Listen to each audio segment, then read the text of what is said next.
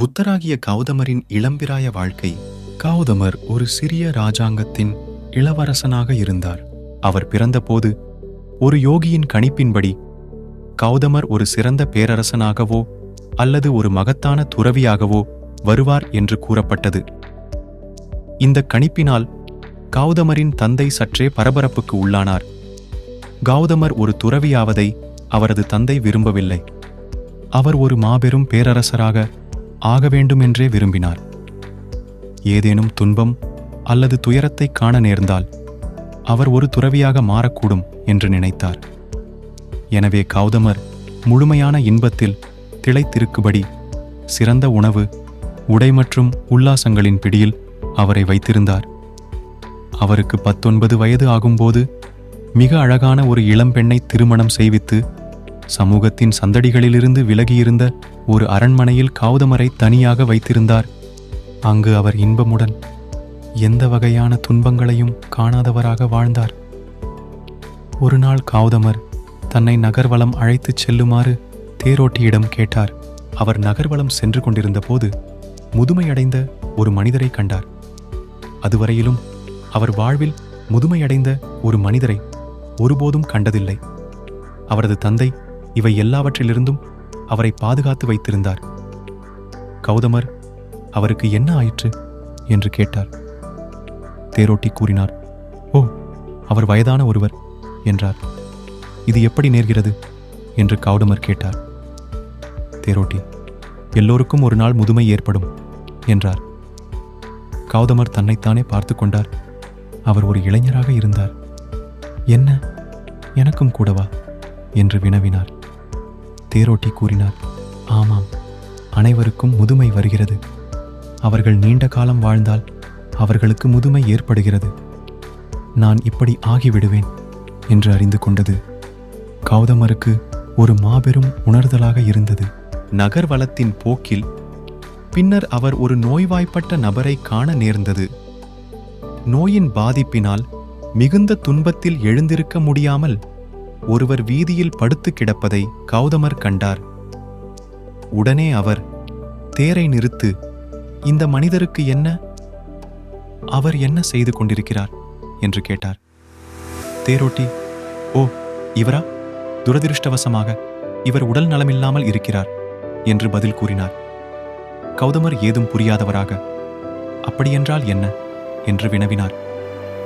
தேரோட்டி, "உடல் சில சமயம் நோய்வாய்ப்படும். இது அனைவருக்கும் ஏற்படும்" என்றார். கௌதமர், "எனக்கு கூடவா? நான் ஒரு இளவரசன். இது எனக்கு நிகழ முடியுமா?" என்று கேட்டார். தேரோட்டி, "இது யாருக்கும் ஏற்படலாம்" என்றார். அப்போது கௌதமர், "ஓ, நானும் இப்படி ஆக முடியும்" என்று புரிந்து கொண்டார்.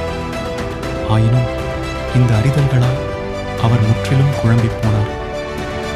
பின்னர் அவர்கள் மேலும் சற்று தூரம் சென்றவுடன் ஒரு இடத்தில் இறுதி யாத்திரை செல்வதை கௌதமர் கண்டார். அவர்கள் ஒரு மனிதனின் சடலத்தை சுமந்து சென்று கொண்டிருந்தார்கள். கௌதமர், "அந்த மனிதருக்கு என்ன நிகழ்ந்தது?" என்றார். தேரோட்டி, "அவர் இறந்துவிட்டார்" என்றார். கௌதமர், "அப்படியென்றால் என்ன அர்த்தம்?" தேரோட்டி, "விதிவிலக்கு இல்லாமல் இது அனைவருக்கும் நடக்கும்" என்றார். கௌதமர், "நான் என்ன செய்து கொண்டிருக்கிறேன்? உண்பது, இன்பம் அனுபவிப்பது என்று எல்லா முட்டாள்தனத்தையும் மட்டும் செய்கிறேன். என்னுடன் நான் என்ன செய்து கொண்டிருக்கிறேன்?" கௌதமர் தனக்குள் கலக்கமடைந்தார். சட்டென்று தான் ஒரு இளவரசனாக இருப்பதும் இந்த அரண்மனை வாழ்வின் இன்பங்களும் அவரிடமிருந்து விலகிச் செல்வதை உணர்ந்தார். கௌதமர், இதிலெல்லாம் என்ன முக்கியத்துவம் இருக்கிறது? இந்த உடல் முதுமை அடையப் போகிறது. இது நோய்வாய்ப்படக்கூடும். மேலும் இது நிச்சயமாக இறந்துவிடும். என் வாழ்க்கை முழுவதையும் நான் இதில் ஏன் முதலீடு செய்கிறேன் என்று சிந்தித்து பார்க்கத் தொடங்கினார்.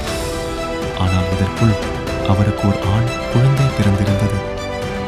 அவரால் இந்த அன்பான மனைவியையும் அழகான சிறு குழந்தையையும் விட்டு வெளியேற முடியவில்லை.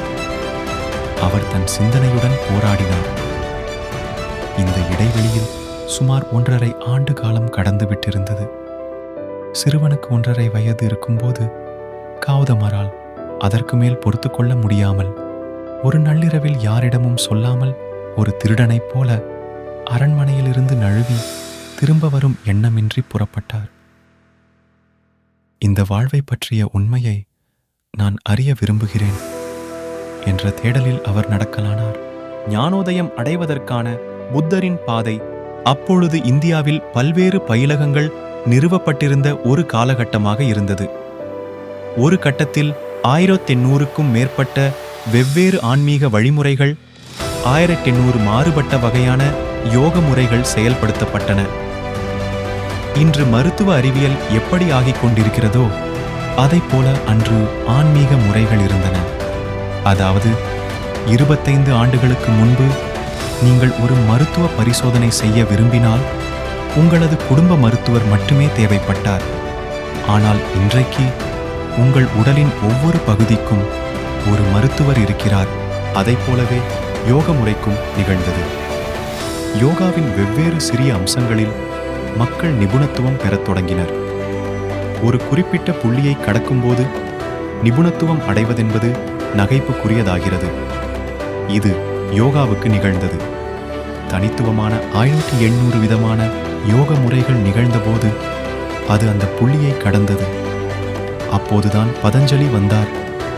முடிவில்லாமல் வளர்ந்து வந்த இந்த விரிவாக்கத்தை குறைப்பதற்காக அனைத்தையும் ஒரு விதமான யோக சூத்திரங்களாக ஒருங்கிணைத்தார்.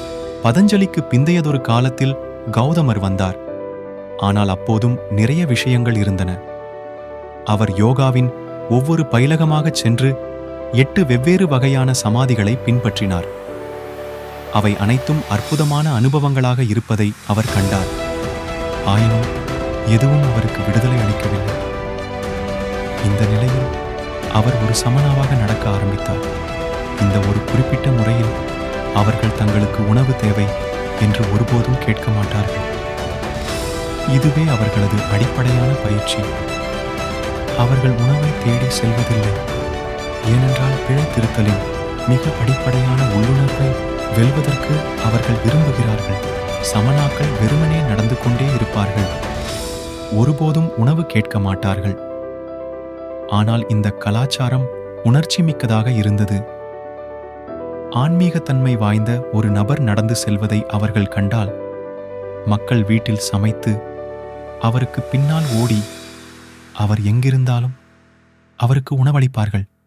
ஏனென்றால் அவர் உணவு கேட்க மாட்டார் என்பதை அவர்கள் அறிந்திருந்தனர்.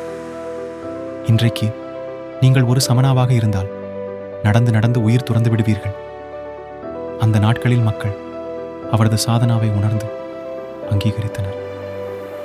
எனவே ஆயிரக்கணக்கான சமணாக்கள் நாடெங்கிலும் நடந்து கொண்டே இருந்தார்கள். கௌதமர் ஒரு சமண ஆனார். நீங்கள் உணவு கேட்காவிட்டாலும் உணவு கிடைப்பதற்காக நீங்கள் ஒரு ஊருக்கு அருகில் நடக்கலாம்.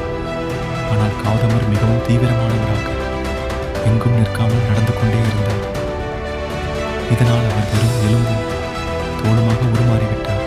பின்னர் அவர் நிரஞ்சனா என்றழைக்கப்பட்ட நதிக்கு அருகில் வந்தார். சுமார் 18 முதல் 20 அங்குல ஆழத்திற்கு நீரிருந்த அந்த நதியில் அவர் அடியெடுத்து வைத்தார். ஆற்றில் பாதி தூரம் வந்தவுடன் அதை கடக்கும் சக்தி அவருக்கு இல்லாமல் போனது. அங்கே இருந்த ஒரு காய்ந்த மரக்கிளையை அவர் ஆதரவாக பற்றி கொண்டார். அடுத்தடி எடுத்து வைக்கும் வலிமை அவருக்கு இல்லை. ஆனால் அவர் அப்படி விட்டுவிடக்கூடிய மனிதர் அல்ல. அவர் நின்று கொண்டே இருந்தார். எவ்வளவு நேரம் நின்றிருந்தார் என்பது நமக்கு தெரியவில்லை. ஒருவேளை 2 நிமிடங்கள் இருந்திருக்கலாம்.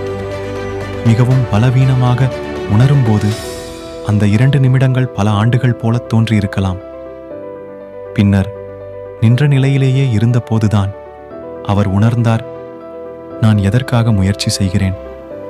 நான் எதற்காக நாடு முழுவதிலும் அலைந்து கொண்டிருக்கிறேன்? ஒவ்வொரு பயிலகமாகச் சென்று இதை கற்றுக்கொள்வதும் அதை கற்றுக்கொள்வதுமாக நான் என்ன தேடுகிறேன்?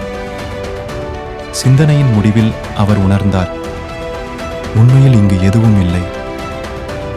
இந்த வாழ்க்கை நிகழ்ந்து கொண்டிருக்கிறது. நான் செய்ய வேண்டியதெல்லாம் இந்த வாழ்வை உணர்வதற்கு அனுமதிக்காத தடைகளை அகற்றுவதுதான். கௌதமர் எப்படி புத்தரானார்?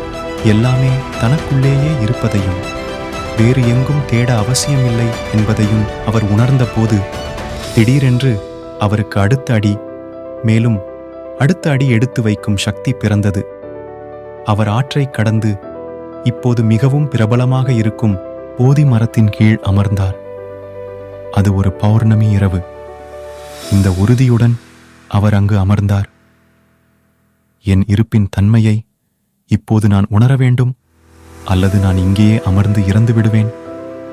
இதை நான் அறியும் வரை என் கண்களை திறக்க மாட்டேன். அவர் அந்த தீர்மானத்தை எடுத்தவுடன் உள்நிலையில் என்ன இருக்கிறது என்பதை அறிந்து கொள்வது ஒரு கணத்தில் நடக்கலாம். உணர்தலுக்காக பிரத்யேகமாக தான் எதுவும் செய்ய வேண்டியதில்லை என்பதை உணர்ந்தபோது அவர் முழுமையாக ஞானோதயமடைந்தார். சந்திரன் பிரகாசித்துக் கொண்டிருந்தது. அவர் பல ஆண்டுகளாகவே சரியாக சாப்பிடவில்லை. 4 ஆண்டுகளாக ஒரு சமணாவாக இருந்தார். அவருடன் 5 சீடர்கள் இருந்தனர்.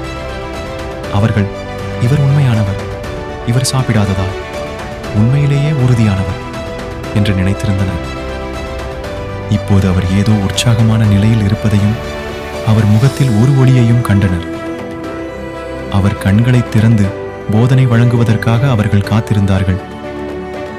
அவர் கண்களை திறந்து அவர்களை பார்த்து புன்னகைத்து, நாம் ஏதாவது சமைத்து சாப்பிடலாம் என்றார். அவர்கள் முற்றிலும் ஏமாற்றமடைந்தனர். அவர் உறுதி இழந்து விட்டார் என்று அவர்கள் நினைத்தனர். அவர்கள் அவருடன் 4 ஆண்டுகள் நடந்தார்கள். அப்போது அவரிடம் சித்திரவதையை தவிர வேறொன்றும் இருந்ததில்லை. ஆனால் அவர் ஞானோதயம் பெற்றபோது அவர்கள் அவரை விட்டு வெளியேறினார்கள். ஏனென்றால் அவர்கள் தீவிரமான ஏதோ ஒன்றை கேட்க விரும்பியிருந்தனர். ஆனால் அவர், ஏதாவது சமைக்கவும், நாம் சாப்பிடுவோம், நாம் நம் நேரத்தை வீணடித்துக் கொண்டிருக்கிறோம் என்றார்.